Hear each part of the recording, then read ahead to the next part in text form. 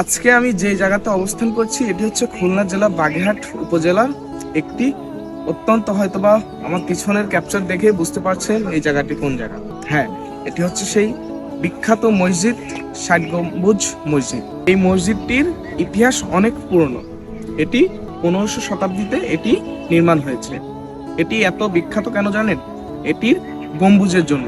এই মসজিদে প্রায় ৬০টি গম্বুজ আছে।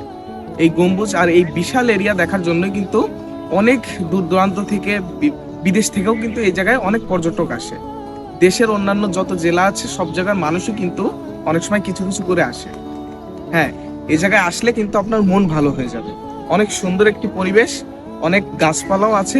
এই জায়গায় একটি দেখার মতো দৃশ্য আছে। তৎকালীন সময়ে কিন্তু তখন রড ব্যবহার করা হতো না। আমার পিছনে যে মসজিদটিকে দেখতে পাচ্ছেন এখানে কিন্তু কোনো রড ব্যবহার করা হয়নি। তাও কিন্তু শতাব্দীর পরে শতাব্দী এটি কিন্তু মাথা উঁচু করে দাঁড়িয়ে আছে।